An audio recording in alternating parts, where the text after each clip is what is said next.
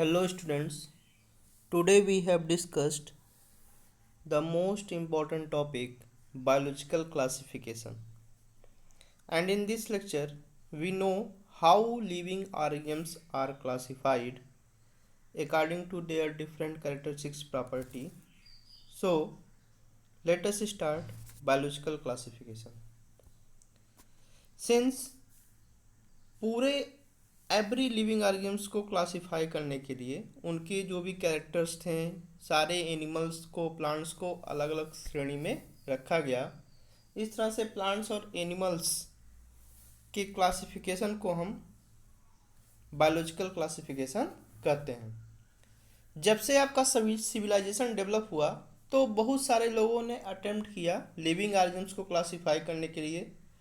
कुछ लोगों ने जो भी क्राइटेरिया यूज किया क्लासिफिकेशन का साइंटिफिक था, लेकिन कुछ लोग उसके नीड के आधार पर अपने यूज के आधार पर for food shelter and clothing उन्होंने लिविंग ऑर्गेनिम्स को क्लासिफाई किया।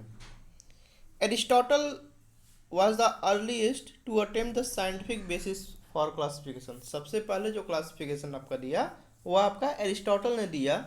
उन्होंने कुछ मार्फोलॉजिकल कैरेक्टर्स को लेकर के प्लांट्स को क्लासिफाई किया 3 कैटेगरी में, हर्ब, सर्ब और ट्री।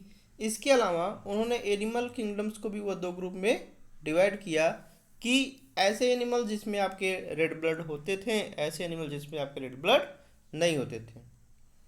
लेटर ऑन लीनियस उन्होंने आपका 2 kingdom system of classification propose किया। उन्होंने पूरे प्लांट ग्रुप को एक किंगडम में रखा प्लांटी और एनिमल को एक किंगडम में रखा एनिमेलिया। तो 2 kingdom system of classification was given by Carolus Linnaeus. This system did not distinguish between the eukaryotic and prokaryotic, unicellular and multicellular organisms, and photosynthetic and non-photosynthetic organisms।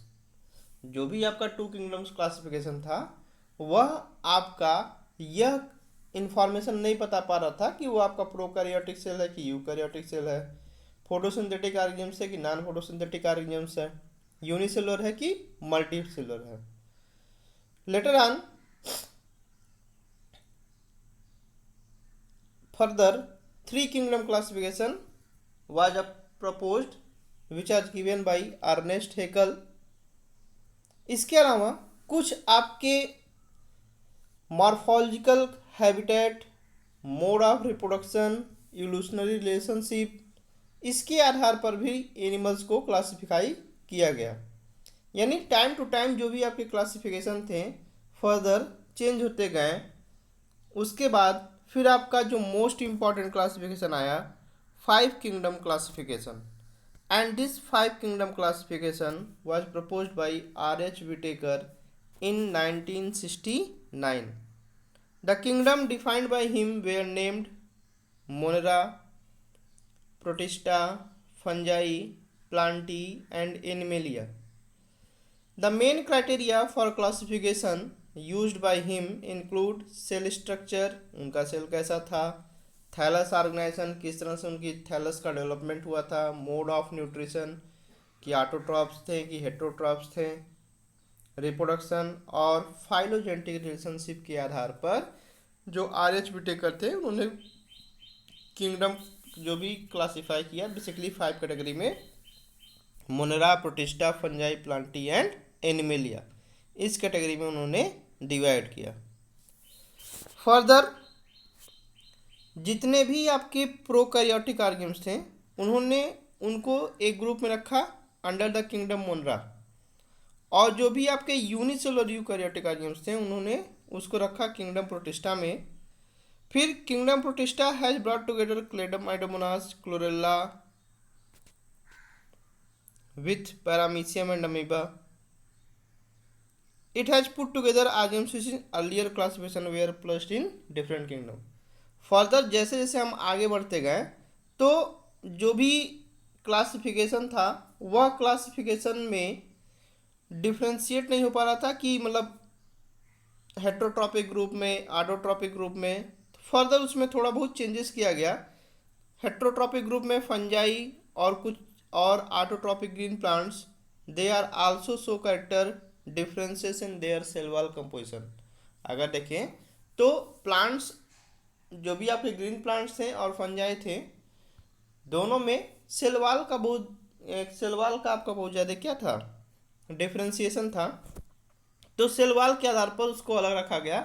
Fungal जो cell wall थी वो आपकी chitin की बनी हुई थी, जबकि आपकी जो ग्रीन प्लांट्स की सेल वाल थी वो आपकी सेलुलोज की बनी होती है। इस सेल वाल के कंसिडर करने के आधार पर जो एक नया किंगडम स्टेब्लिश किया गया, किंगडम फंजाई। जितने भी प्रोकैरियोटिक ऑर्गेनिम्स थे उनको रखा गया किंगडम मोनरा में। यूनिसेलुलर ऑर्गेनिम्स को रखा गया किंगडम प्रोटिस्टा में। Now discuss one by one. तो overall all living worlds are classified into 5 kingdom: Monera, Protista, Fungi, Plantae and Animalia. So let us discuss one by one. First of all, kingdom Monera. Bacteria are the most important members of kingdom Monera. सबसे अगर देखें तो kingdom मोनरा में सबसे ज़्यादा abundant मात्रा में आपका जो माइक्रो ऑर्गेनिज्म पाया जाता है वो आपका बैक्टीरिया होता है। Bacteria are cosmopolitan in distribution. Bacteria आपके हर जगह पाए जाएंगे। They also live in extreme habitats such as a hot spring, desert, snow, deep ocean। जहाँ पर बहुत ही कम लाइफ फॉर्म्स है वहाँ पर भी वो सरवाइव कर सकते हैं। इसमें से कुछ जो होते हैं आपके लिव करते हैं, कुछ जो होते हैं आपके पैरासाइट्स होते हैं। तो बैक्टीरिया आपके पैरासाइट्स भी होते हैं, कुछ आपके लिविंग बैक्टीरिया भी होते हैं। फिर on the basis of their shape bacteria को फर्दर 4 ग्रुप में आपका डिवाइड किया गया। स्फेरिकल बैक्टीरिया जिसको उन्होंने बोल दिया टर्म कोकस, रॉड शेप उसको बोल दिया bacillus, comma shape vibrio bacteria, और आपका ribbon like that is the spiral shape that is the spiral bacteria. तो on the basis of their shape bacteria further divide into 4 groups: coccus bacteria, bacillus bacteria, vibrio bacteria and spiral bacteria. इसके अलावा जो bacterial cell की structure की अगर हम बात करेंगे तो बैक्टीरियल सेल का स्ट्रक्चर आपका बहुत ही सिंपल था, लेकिन उनका जो बिहेवियर है वो बिहेवियर आपका बहुत ही ज़्यादा कॉम्प्लेक्स है। अगर हम किसी दूसरे ऑर्गेनिज्म से कंपेयर करें तो बैक्टीरिया जो है आपका बहुत ही ज़्यादा मेटाबॉलिक डाइवर्सिटी उसमें आपका दिखता है। बैक्टीरिया में अगर देखें, अगर हम दूसरे एनिमल से कंपेरिजन करें तो बैक्टीरिया में आपका बहुत ही अधिक मेटाबॉलिक डाइवर्सिटी आपको दिखता है। कुछ बैक्टीरिया जो होते हैं आपके ऑटोट्रॉप्स होते हैं, that is they synthesize their own food, और कुछ बैक्टीरिया जो होते हैं आपके हेट्रोट्रॉप्स होते हैं, that is they do not synthesize their own foods. कुछ बैक्टीरिया ऐसे होते हैं जो कि अपना भोजन सन की लाइट में बनाते हैं, तो उनको बोलते हैं फोटोसिंथेटिक ऑटोट्रॉप्स। कुछ बैक्टीरिया ऐसे होते हैं जो कि केमिकल्स की प्रेजेंस में अपना भोजन का फॉर्मेशन करते हैं, तो उसको बोलते हैं कीमोसिंथेटिक बैक्टीरिया। तो overall that is the nutrition of bacteria कि on the basis of nutrition 2 types of bacteria होंगे आपके, ऑटोट्रॉप्स और हेट्रोट्रॉप्स। ऑटोट्रॉप्स मीन्स जो अपना भोजन स्वयं बनाते हैं, हेट्रोट्रॉप्स जो कि अपना भोजन स्वयं नहीं बनाते हैं। फिर on the basis of source of energy bacteria को फर्दर डिवाइड किया गया। जो बैक्टीरिया आपके सनलाइट का यूज करते थे उनको बोल दिया गया फोटोसिंथेटिक बैक्टीरिया। जो बैक्टीरिया आपके केमिकल्स का यूज करते थे उसको बोल दिया गया कीमोसिंथेटिक बैक्टीरिया।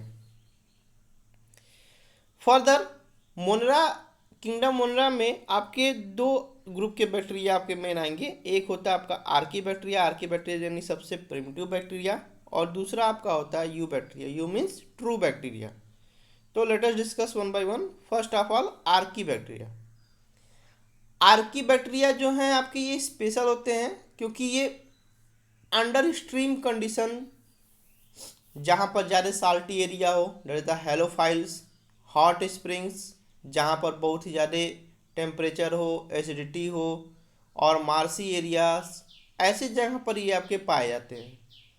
आर्की बैक्टीरिया और जो अदर बैक्टीरिया हैं अगर उसका हम डिफ्रेंशिएशन करें तो उनके सेल वाल के स्ट्रक्चर में डिफ्रेंशिएशन होता है, मतलब उसका जो सेल वाल होगा उसके स्ट्रक्चर में डिफरेंस आपको दिखेगा। इसके अलावा ये अंडर एक्सट्रीम कंडीशन में भी सर्वाइव करते हैं, जो कि यू बैक्टीरिया में आपके सर्वाइव उतने एक्सट्रीम कंडीशन पे नहीं कर पाते हैं। एक मेथनोजेंस होते हैं। मेथनोजेंस जो होते हैं आपके गट्स में पाए जाते हैं, जितने भी आपके रूमिनेंट्स एनिमल्स हैं, रूमिनेंट्स एनिमल जैसे कि आपका काऊ, बफेलो, और बेसिकली ये जो होते हैं मेथनोजेंस प्रोड्यूसिंग बैक्टीरिया रिस्पांसिबल होते हैं प्रोडक्शन ऑफ मेथेन गैस के लिए इन सारे एनिमल्स में। मतलब जो रूमिनेंट्स एनिमल्स होते हैं इनके गट्स में आपके मेथनोजेंस बैक्टीरिया पाए जाते हैं, जो कि आपका मेथेन गैस का प्रोडक्शन करते हैं। नेक्स्ट है आपका you bacteria. Eubacteria that is the true bacteria. ये आपका कैरेक्टराइज होता है on the basis of their presence of rigid cell wall, और यदि यह मोटाइल होगा तो उसमें आपका फ्लैजिला होगा। Eubacteria that is the true bacteria. ये बैक्टीरिया जो होंगे इनकी जो आउटर लेयर होगी that is the cell wall, वो आपकी रिजिड होगी, और ये आपके मोटाइल होंगे, यानी इसमें मूवमेंट के लिए आपका फ्लैजिला पाया जाता है। On the basis of flagellation फिर बैक्टीरिया को फर्दर डिवाइड किया गया है atrichous bacteria, trichous bacteria. फिर on the basis of number of flagella फिर ट्राइकस बैक्टीरिया को डिवाइड किया गया है monotrichous, amphitrichous, cephalotrichous, lophotrichous and peritrachus, so on. So that is the overall description flagellation of bacteria. The cyanobacteria या उसको हम generally बोलते हैं ब्लू ग्रीन एल्गी, ये आपके फोटोसिंथेटिक ऑटोट्रॉप्स होते हैं। साइनोबैक्टीरिया जो होते हैं आपके यूनिसेलुलर होंगे, कॉलोनियल हो सकते हैं या फिलामेंटस हो सकते हैं, मैराइन हो सकते हैं या आपके टेरेस्ट्रियल एल्गी हैं। जो कॉलोनी होगी, अगर कॉलोनियल बैक्टीरिया है तो जो कॉलोनी होगी वो आपकी सामान्यतः सराउंडेड होती है एक जिलेटिनस शीट के द्वारा, और एक तरह से वह बॉडी में प्लांट वाटर बॉडी में जो भी पोल्यूटेड वाटर बॉडी है उसमें एक ब्लूम लाइक फॉर्मेशन करते हैं। कुछ आर्नियम जो होते हैं वह एटमॉस्फेयर में नाइट्रोजन का फिक्सेशन करते हैं, और नाइट्रोजन फिक्सेशन करने के लिए उनमें आपका स्पेशल सेल पाया जाता है, and that cells are known as heterocyst. For example nostoc, anabaena, ये सब क्या करते हैं, नाइट्रोजन का फिक्सेशन करते हैं। इट मीन्स जो भी इन्वायरमेंट्स में आपका नाइट्रोजन है उसको नाइट्रेट में कन्वर्ट करते हैं। कुछ बैक्टीरिया आपके कीमोसिंथेटिक ऑटोट्रॉप्स होते हैं, जो भी आपके ऑक्साइड, ये क्या करते हैं बेसिकली आपका ऑक्सीडाइज करते हैं वेरियस इनऑर्गेनिक सब्सटेंस को, यानी नाइट्रेट को, नाइट्रेट को, अमोनिया को, और एनर्जी रिलीज करते हैं जिनका एटीपी का प्रोडक्शन होता है। यानी जो भी आपका न्यूट्रिएंट साइकिलिंग है, यानी जो भी आपका बायोजियोकेमिकल साइकिल है, चाहे nitrogen cycle, phosphorus cycle, iron cycle, sulphur cycle, इन सब में ज़्यादातर रोल प्ले करते हैं आपका कौन, बैक्टीरिया करता है। कुछ आपके हेट्रोट्रॉपिक बैक्टीरिया होते हैं जो कि आपके सबसे ज़्यादा अमाउंट्स में नेचर में पाए जाते हैं। अधिकतर ये जो होते हैं आपके डिकम्पोजिंग का काम करते हैं, यानी डिकम्पोजर्स होते हैं। They are helpful in making curd from milk. देखते होंगे आप दूध से दही बनना, तो दूध से दही बनता है तो उसमें आपका जो बैक्टीरिया रिस्पॉन्सिबल होता है लैक्टोबैसिलस। एंटीबायोटिक के प्रोडक्शन में, नाइट्रोजन के फिक्सेशन करने में, लेग्यूम रूट्स में देखते होंगे, लेग्यूम्स जो रूट्स होती हैं, जितनी भी दाल वाली फसलें होती हैं उनके रूट्स में आपका राइजोबियम नामक बैक्टीरिया पाया जाता है, जो कि आपका नाइट्रोजन का फिक्सेशन करता है। कुछ बैक्टीरिया जो होते हैं आपके पैथोजेंस होते हैं, यानी वह आपके ह्यूमंस में, क्रैब्स में, जो भी पेट एनिमल्स हैं, इन सब में डिजीज काज करते हैं। For example cholera, typhoid, tetanus, citrus canker, ये सारे आपकी जो डिजीज हैं वह डिफरेंट बैक्टीरिया के द्वारा आपके काज होते हैं। अगर हम रिप्रोडक्शन की बात देखें तो बैक्टीरिया में जो जनरली रिप्रोडक्शन होता है आपका फिशन के थ्रू होता है। फिशन में क्या होगा कि जो पेरेंट सेल होगी, पेरेंट सेल वो आपकी डिवाइड करके 2 और मोर देन 2 डॉटर सेल का फॉर्मेशन करता है। कभी कभी जब फेवरेबल कंडीशन नहीं होता है तो अनफेवरेबल कंडीशन में वह आपके स्पोर का प्रोडक्शन करते हैं। और इसके अलावा क्योंकि बैक्टीरिया में अगर देखें तो सेक्सुअल रिप्रोडक्शन वेल डेवलप नहीं होता है, तो वहाँ पर आपका जेनेटिक रिकॉम्बिनेशन होता है। और जेनेटिक रिकॉम्बिनेशन में बेसिकली होता क्या है कि वहाँ पर जो भी आपका जेनेटिक मटेरियल है डीएनए, उसका ट्रांसफ़र आपका होता है डोनर बैक्टीरियल सेल से रिसिपिएंट बैक्टीरियल सेल में। तो बैक्टीरिया के केस में आपका जेनेटिक रिकॉम्बिनेशन होता है, और जेनेटिक रिकॉम्बिनेशन आपका 3 टाइप्स का होता है: ट्रांसफॉर्मेशन, ट्रांसडक्शन और कंजुगेशन। नाउ इसके अलावा जो माइकोप्लाज्मा है, ये भी आपके एक तरह के ऑर्गेन्स होते हैं that are completely lack a cell wall. Mycoplasma में आपके सेल वॉल नहीं पाए जाते हैं। सबसे स्मॉलेस्ट लिविंग सेल है आपका माइकोप्लाज्मा, और यह ऐसे जगह सर्वाइव करता है जहाँ पर ऑक्सीजन नहीं होता है, सर कर सकता है जहाँ पर ऑक्सीजन नहीं होता है। अधिकतर जो आपके माइक्रोप्लाज्मा होते हैं वह पैथोजेनिक होते हैं एनिमल्स में और प्लांट्स में। Thank you. In next video we discuss about next kingdom, kingdom protista.